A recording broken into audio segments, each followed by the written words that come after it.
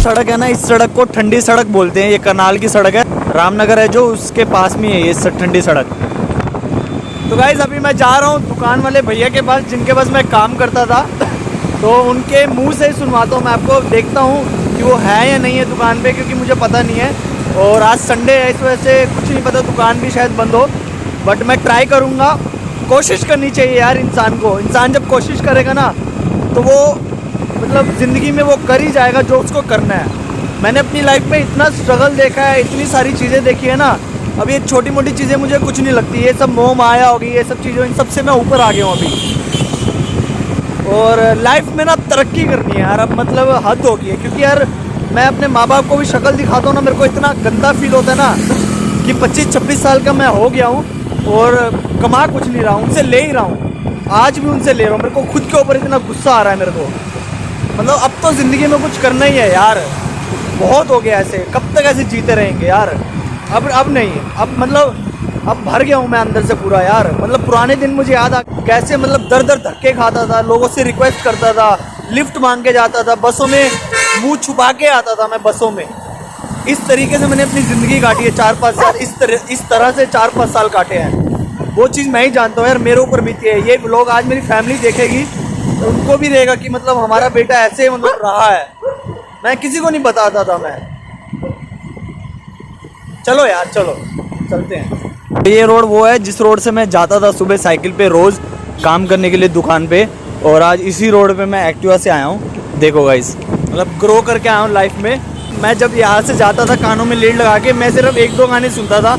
Amy बंटाई के गाने हो गए, या फिर कर हर मैदान फतेह। तो ये गाने मेरे को बहुत ज़्यादा मोटिवेट करते थे, और यही गाने लगा के मैं जाता था। बाज़ार में आ गया हूँ, जिस बाज़ार में मैं काम करता था, और दिखाता हूँ आपको मैं। इधर इस बाज़ार में मैं काम करता था आगे। ये करनाल का बाज़ार है, देखो गाइस, ये मेन बाज़ार है करनाल का। देखता हूँ दुकान खुली है कि नहीं खुली। सब लोग मुझे देख रहे हैं, क्या मैं इतना अच्छा लग रहा हूँ? कमेंट में बताओ।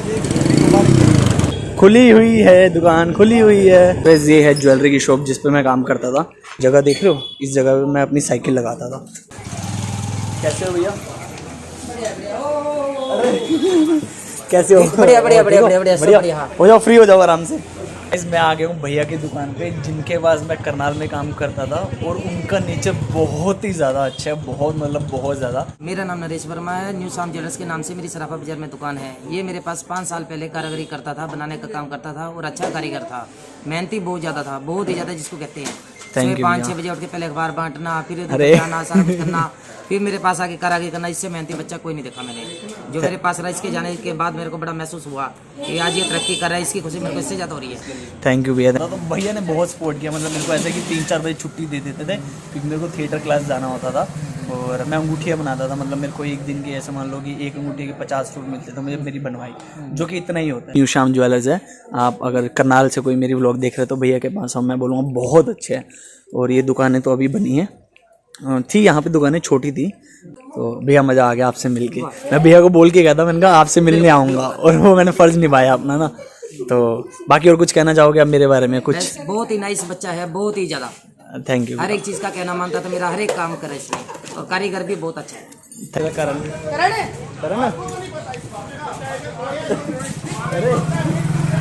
कैसे हो? हेलो करो, हेलो हेलो। तो सब मिल गए, सब यादें सारी ताज़ा हो गई है। तो यहाँ पे बैठ के मैं काम करता था, बहुत छोटा। कहाँ पे बैठ के? यहाँ पे बैठ के करता था ना। और साइकिल कहाँ खड़ी करता था मैं अपनी? देखो देखो इधर, मैंने बताया ना, यहाँ पे खड़ी करता था मैं अपनी साइकिल। और इनकी एक भैया की दुकान उधर भी है। तो और कौन है? पापा है आपके? कहाँ है? वो देखो वो बैठे। कैसे हो?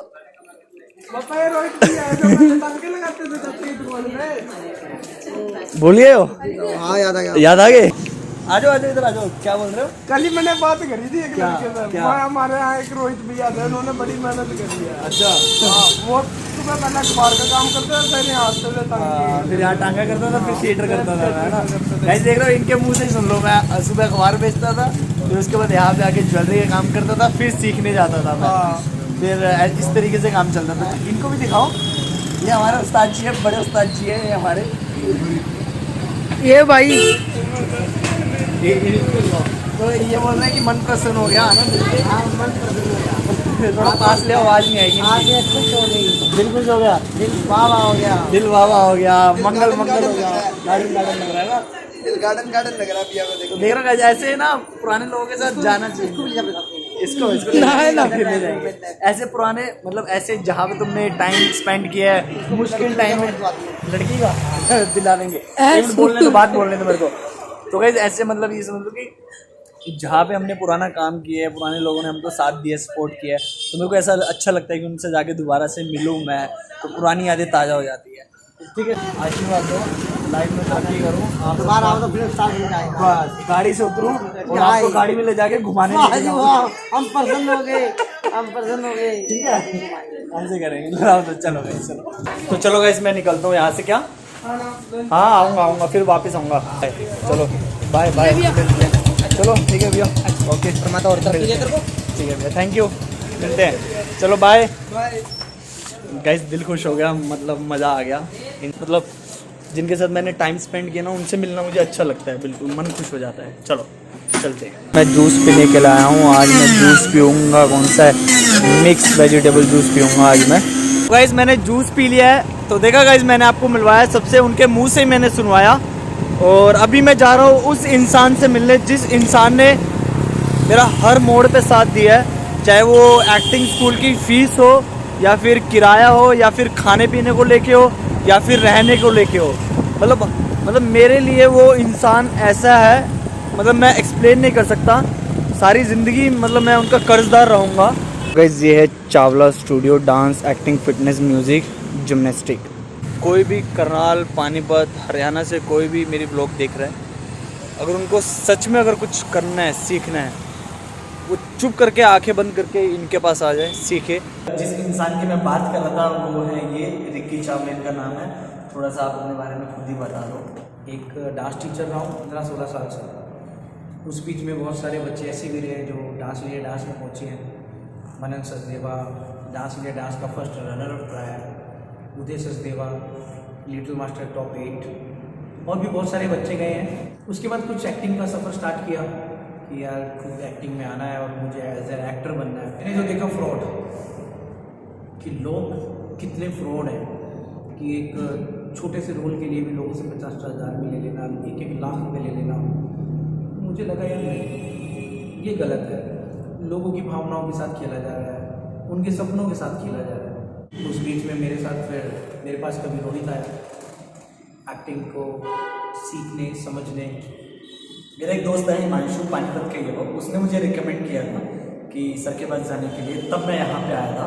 और बाकी जो मेरी जर्नी है वो सर आपको बता ही देंगे खुद ही, तो कंटिन्यू। बहुत सारे बच्चे आए, बहुत सारे बच्चों को गाइड किया, और टचवुड की उनमें से कुछ बच्चों को काम भी मिलना शुरू हो गया, और कुछ काफ़ी आगे पहुँच भी गए, कुछ रह गए। हार्डली लक भी बहुत मैटर करता है इस लाइन में। और जब ये आया तो सच बता रहा हूँ, मैंने इसको बोला कि इंट्रोडक्शन दो अपना, नाम बोलना भी नहीं आ रहा था, वो इतनी घबराहट।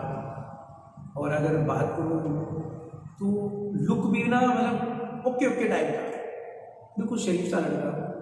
मेरे पास फोटो है, मैं फोटो ऐड करूँगा, देखना गाइस, एक फोटो ऐड करूँगा जिस लुक में मैं फर्स्ट टाइम सर के पास आया था, वो फोटो देखना। मैंने सबसे पहले तो उसका हेयर कट कराया। मैंने कहा अच्छा मैं तेरा हेयर कट कराता हूँ। ये सब चीज़ें मैंने रोहित के साथ इसलिए की, इतना बहुत ज़्यादा पैशनेट लड़का, मतलब करना है भाई, कुछ तो करना है ज़िंदगी में। तो मुझे लगा यार इसको सपोर्ट करना पड़ेगा, कुछ भी हो जाए मैं इसको तो पूरा सपोर्ट करूँगा। अपनी कोशिश में जितने लिंक्स हैं, जितने सर्कल हैं, उनका भी यूज़ करूँगा। जहाँ तक हुआ मैं इसको अपनी तरफ से तो पूरा आगे लेके जाऊँगा।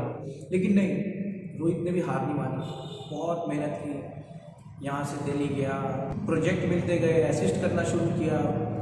उस बीच में बहुत सारे ऐसे काम भी किए रोहित ने, क्योंकि पैसा बहुत मैटर करता है।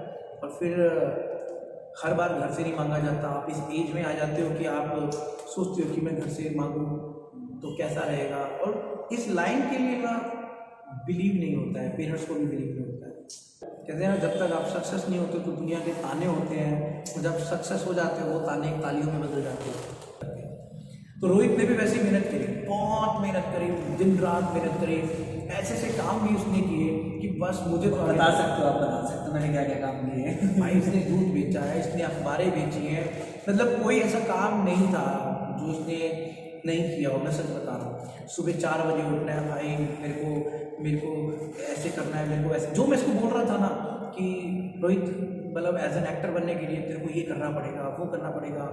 अब मिरर नहीं है, मिरर इकट्ठा कर, मिरर के लिए पैसे इकट्ठे कर रहा है, तो छोटा सा मिरर लेके आ रहा है, रात रात भर उसको प्रैक्टिस करके मुझे भेज रहा है कि देखो। मैं आज भी ये कहता हूँ, मैं मन से एक ही चीज़ है कि यार ये बंदा आगे निकलना भी चाहिए। देखो ऊपर वाले को भी ना देना चाहिए, उस समय साथ देना चाहिए। इंसान इतनी मेहनत कर रहा है, इतने दिन से लगा हुआ है, इतनी कोशिश कर रहा है, तो मैं तो यही चाहूँगा कि रोहित आगे निकले। उसकी जर्नी बहुत बड़ी है, बहुत बड़ी है। ये तो आपको बस छोटा सा पार्ट बताया मैंने आपको, लेकिन मेरी जो जर्नी है वो बहुत ही लंबी है। मैंने बहुत सारी चीज़ों को फेस किया है, और इन्होंने मुझे जो जिनसे मैंने आपको मिलवाया, जो डांसर है, इन्होंने ही बोला था कि रिक्वेस्ट की थी कि रोहित को रख लो, क्योंकि उसके बाद ना पैसे है ना कुछ भी नहीं है। तो इन्होंने रिक्वेस्ट की, तब उन्होंने जाके मुझे रखा अपने पास। हाँ, मेहनत करना चाहता है, आगे बढ़ना चाहता है, थोड़ा सा सपोर्ट करोगे तो मुझे लगता है वो आपको निराश नहीं करेगा। भाई हुआ वहाँ पे इसने बहुत अच्छा थिएटर के प्ले किए, बहुत मेहनत की, बहुत कम पैसों में वसीम भाई ने हमको सिखाया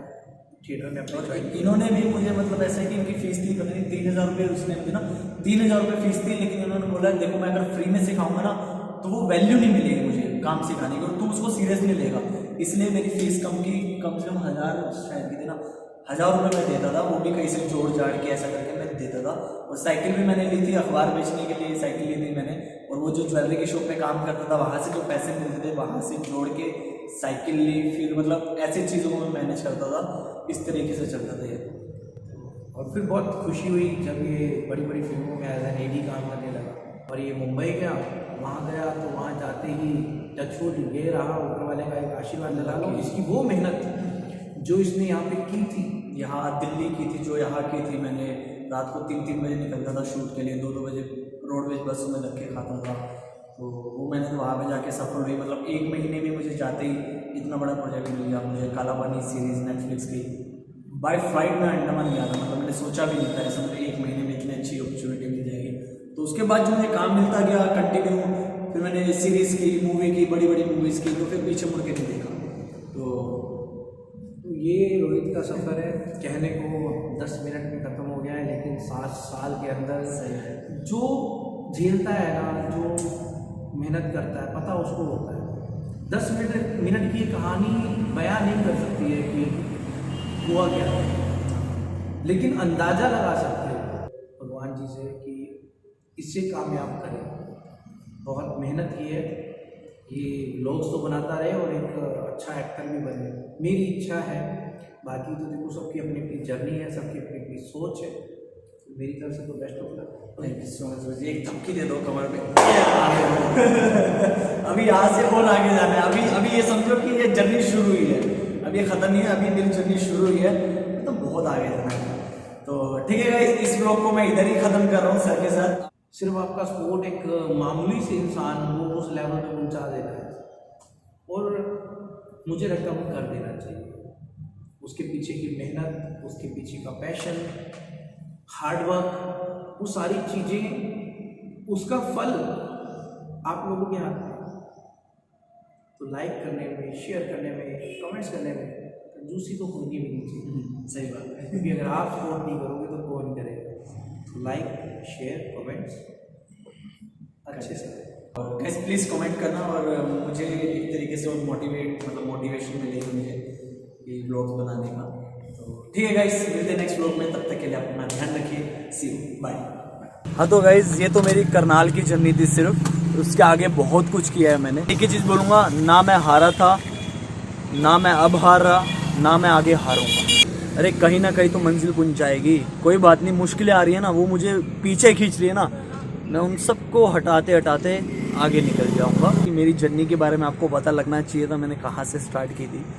और गाइस बहुत धक्के खाए हैं यार ज़िंदगी में, मतलब आप समझ लो, जिस समय उम्र होती है ना ऐश प्रस्ती करने की, मौज मस्ती करने की, उस उम्र में मैं लग गया था। 18-19 साल की एज में मैं लग गया था अपनी ज़िंदगी बनाने के लिए, और आज 26 साल का हो गया हूँ मैं, आज भी अपनी ज़िंदगी बना रहा हूँ। ये फिल्म इंडस्ट्री ऐसी है कि भाई सब कुछ छीन लेगी आपका, बस अब एक ही चीज़ बोलूँगा, लगे हो तो भाई झोंक लो। चलो गाइस अभी बज गया 5, 5:30 बज चुके हैं।